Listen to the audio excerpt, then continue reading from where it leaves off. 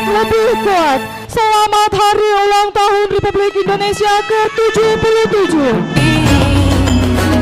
Jadilah generasi emas, cerdas berkarakter itu kita, berjuang dan harus berani, kita terus torehkan prestasi.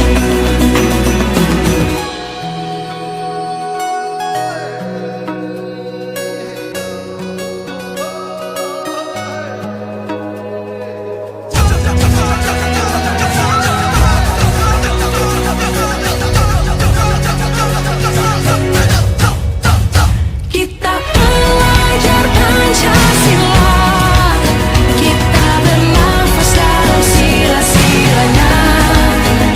Kita belajar Pancasila, ayo kita jaga untuk Indonesia. Kita belajar Pancasila, kita bernafas dalam sila-silanya. Kita belajar Pancasila, ayo kita jaga untuk Indonesia. Menuntunmu. Assalamualaikum warahmatullahi wabarakatuh. Waalaikumsalam. Puji syukur kita panjatkan kehadiran Allah Subhanahu wa taala karena dengan limpahan rahmat dan karunia-Nya sehingga hari ini kita bisa berkumpul dalam webinar kecil ini. Salawat serta salam kita aturkan kepada junjungan kita Nabi Muhammad Sallallahu Alaihi Wasallam sebagai suri teladan yang baik bagi kita. Bapak-bapak dan ibu-ibu, di dalam webinar kita hari ini saya akan membawakan sebuah materi tentang budaya positif dan nilai-nilai kebajikan. Penanaman budaya positif ini jadi suatu instansi sangat diperlukan ya dalam penanaman nilai-nilai karakter dan budaya positif pada anak. Adapun budaya positif itu sendiri adalah merupakan nilai-nilai keyakinan dan kebiasaan di sekolah yang berpihak pada anak agar anak dapat berkembang menjadi pribadi yang kritis, penuh hormat dan bertanggung jawab.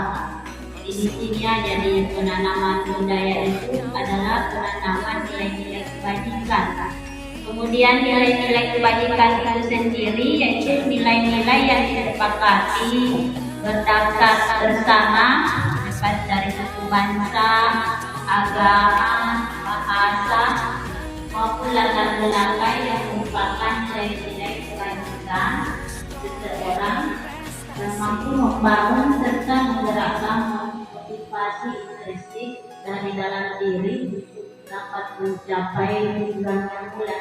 Jadi begini ya Bapak Ibu, yang namanya itu nilai-nilai intrinsik itu adalah nilai-nilai yang ditanamkan di dalam diri anak. Jadi penanaman nilai-nilai itu perlu dalam diri ya, karena itu akan ditanamkan nilai-nilai yang dapat menunjukkan suatu kebiasaan yang akan selalu dijalani.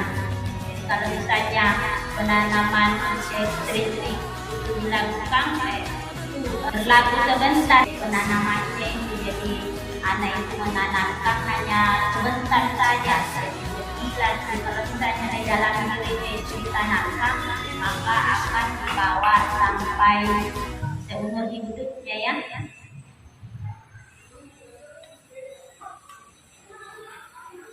Kemudian dari nilai-nilai kebajikan itu yang dilakukan di dalam lingkungan sekolah itu muncullah suatu karakter profil belajar Pancasila. Jadi karakter profil belajar Pancasila itu yaitu beriman, bertakwa kepada Tuhan Yang Maha Esa serta berakhlak mulia, kemudian mandiri. kemudian bernalar kritis, berkebinekaan global, bergotong royong dan kreatif. Inilah karakter-karakter yang diperlukan dalam kegiatan pembelajarannya. Jadi penanaman karakter itu juga dilakukan di dalam kegiatan belajar, selain itu di dalam lingkungan. Dari penanaman karakter profil pelajar Pancasila ini, yaitu di sini muncul sikap-sikap dan sesuai itu antara lain toleransinya itu bagus, kemudian rasa hormat terhadap guru, kemudian integritasnya dan mandiri dalam melakukan kegiatan proses belajar, serta menghargai antara sesama teman dan guru, kemudian antusias, empati, keingintahuannya tinggi, kemudian kreativitasnya, serta kerjasama dalam kegiatan pembelajarannya itu sikap beruntung pada murid. Kemudian tujuan disiplin positif itu sendiri yaitu agar terbentuk murid-murid yang berkarakter, berdisiplin, santun, jujur, peduli, bertanggung jawab, dan merupakan pembelajar sepanjang hayat sesuai dengan standar kompetensi lulusan yang diharapkan. Kemudian di dalam penanaman karakter budaya positif itu ada di situ 3 motivasi atau perilaku manusia. Jadi di dalam karakter setiap anak itu sehingga misalnya terbentuk budaya-budaya positif itu dipengaruhi oleh 3 motivasi. Jadi pertama itu untuk menghindari ketidaknyamanan atau hukuman. Jadi anak itu lakukan motivasi dalam dirinya itu atas misalnya dikasih, kalau siswa itu dikasih hukumannya pasti dia akan termotivasi.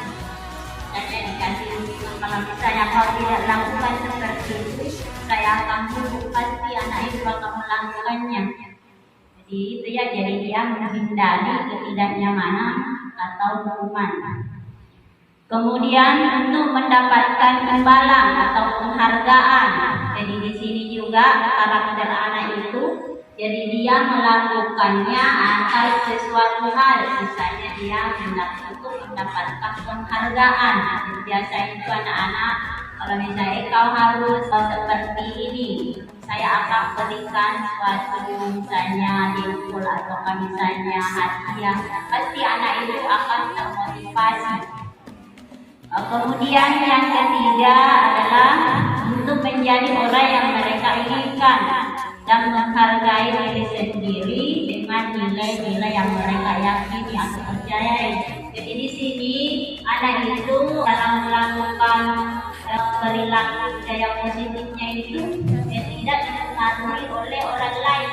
Jadi dia itu melakukannya atas keinginan dan keyakinannya sendiri, dan inilah yang sangat diperlukan di dalam menanam budaya-budaya positif ya. Jadi dari dalam anak itu sendiri yang mau. Jadi makanya di dalam menerapkan budaya positif itu harus dilakukan pada anak dengan menunjukkan dari dalam dirinya.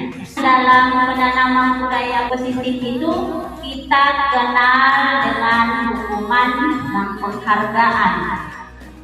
Jadi hukuman dan penghargaan itu jadi sangat perlu kayak. Jadi hukuman itu adalah merupakan identitas gagal yang bersifat tidak terencana atau tiba-tiba, bersifat satu arah dari pihak guru yang memberikan, dan murid hanya menerima suatu hukuman tanpa melalui suatu kesepakatan.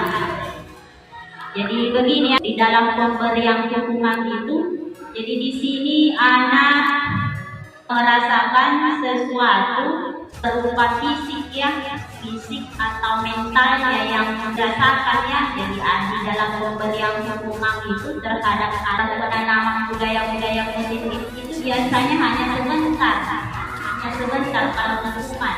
Jadi dia hanya merasakan sakit misalnya ya.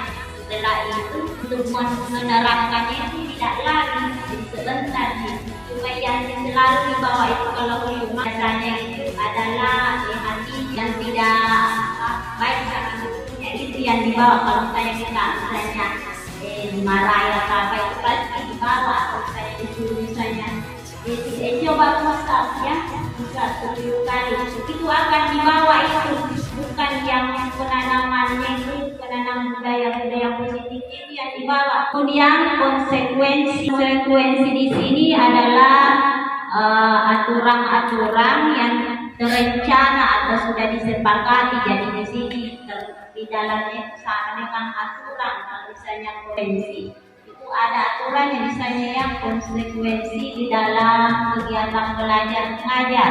Jadi biasanya itu kita membuat kesepakatan kelas yang disetujui antara pihak guru dengan siswa. Jadi itu tanaman budaya. Tapi di sini konsekuensi itu tidak disepakati sebelumnya, tidak santai dengan memang itu dilakukan secara negatif. Kalau konsekuensi di sini tidak ada kesepakatan. Jadi kalau misalnya siswa itu melanggar berarti dikasih hukuman sesuai konsekuensi yang sudah disepakati. Jadi itu ya bedanya. Kemudian di sini restitusi yaitu proses menciptakan kondisi bagi murid untuk memperbaiki kesalahan mereka sehingga mereka bisa kembali pada kelompoknya. Jadi restitusi itu sama dengan menciptakan suatu kondisi di mana murid itu melakukan kesalahan itu tidak diberi hukuman, tetapi diadakan restitusi. Restitusi itu sama dengan berikan suatu arahan agar anak itu menemukan solusinya sendiri.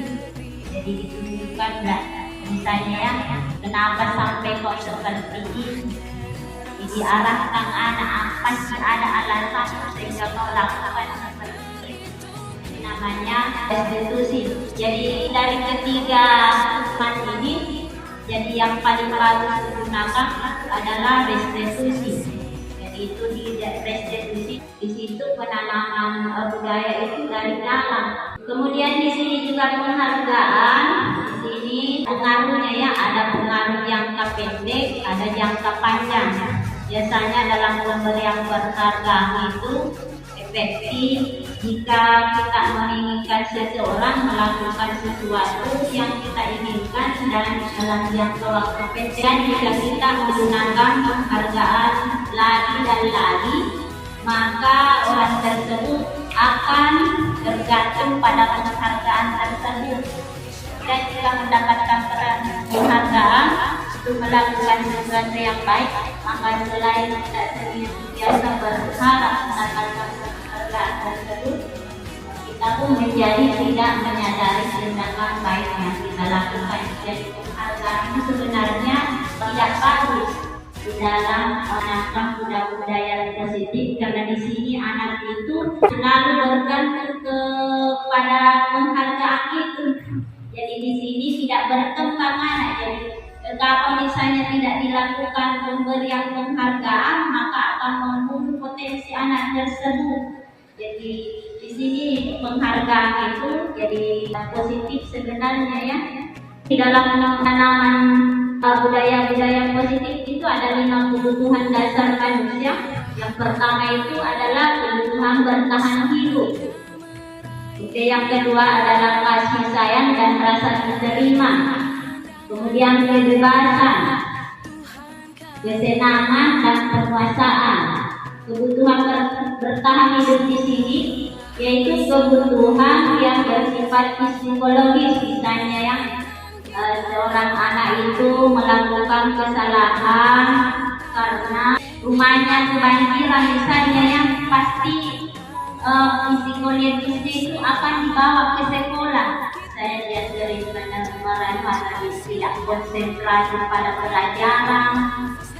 Jadi sumbernya, jadi salah satu hubungannya itu membunuh anak itu. Jadi seperti itu ya. Jadi terkadang itu ada seperti itu ya. Jadi jangan misalnya anggap bahwa itu sesuatu yang negatif ya. Jadi sebenarnya itu adalah salah satu pendekatan seorang guru. Kemudian orang pemantau. Jadi di sini posisi guru itu sebagai pemantau. Jadi di sini ada aturannya kalau misalnya ada suatu konsekuensi sudah disepakati bersama. Jadi anak itu, guru itu tinggal memantau. Kalau anak ini misalnya melakukan suatu pelanggaran, maka akan mendapatkan hukuman. Jadi tinggal memantau. Sudah ada aturan di sini kalau di memantau ya. Kemudian manajer. Manajer ini adalah posisi tertinggi. Jadi di sini itu selalu bersama dengan murid mempersilahkan murid bertanggung jawab atas perilakunya dan menemukan solusi agar atas permasalahan murid itu sendiri ya. Jadi seperti tadi dari guru itu berikan pendekatan melalui misalnya ya, diajak anak itu misalnya ungkapkan apa alasannya sehingga misalnya melakukan seperti itu, tindakan apa yang dilakukan untuk menyelesaikannya, apa yang harus kita lakukan. Jadi itu ya dinasihati. Kita lihat videonya.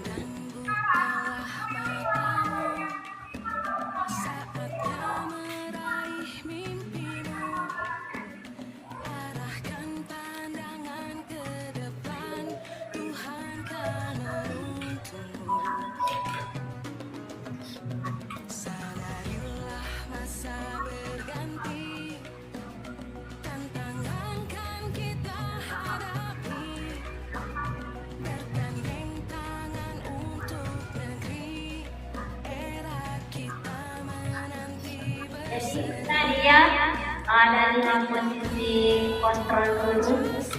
Jadi di sini yang paling tinggi itu adalah posisi manajer. Jadi kita sebagai guru harus berada di posisi manajer. Jadi di dalam posisi manajer itu dalam kegiatan restitusi itu ada 3 di sini tahapan, yaitu pertama adalah menstabilkan identitas. Dalam menstabilkan identitas itu, jadi di sini ditanyakan perbuatan apa yang dilakukan atau kesalahan apa yang dilakukan. Jadi di sini di dalam menstabilkan identitas itu ditanyakan, misalnya kamu tadi misalnya tidur di kelas setelah teman-teman kalian berdiskusi di dalam kelompoknya, lihat kamu tidur di kelas, jadi ditanyakan dulu. Jadi menstabilkan identitas ya.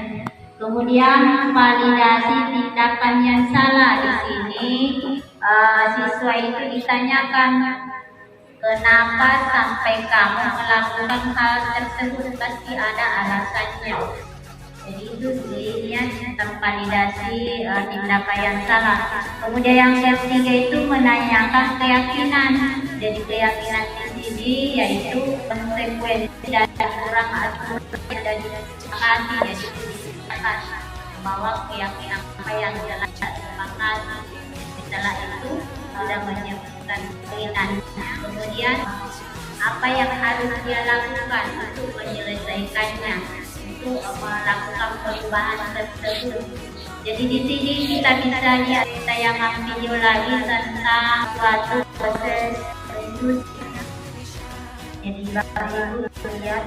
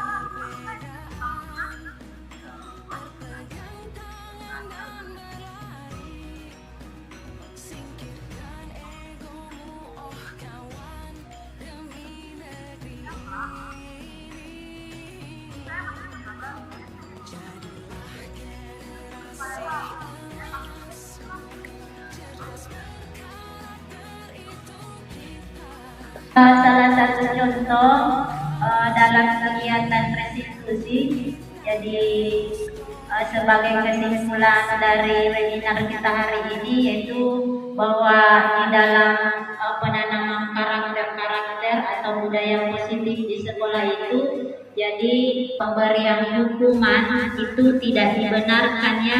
Jadi salah satu yang dilakukan oleh seorang guru sebagai posisi manajer adalah memberikan restitusi. Jadi tadi kita lihat tahapan-tahapan restitusi tersebut. Jadi saya kira mudah-mudahan ya dengan kegiatan webinar kita hari ini bisa bermanfaat dan mengambil hikmah dari kegiatan kita ini. Jadi untuk diterapkan di dalam lingkungan sekolah kita. Jadi saya kira untuk hari ini saya berterima kasih kepada Bapak Ibu yang telah menghadiri acara webinar saya hari ini.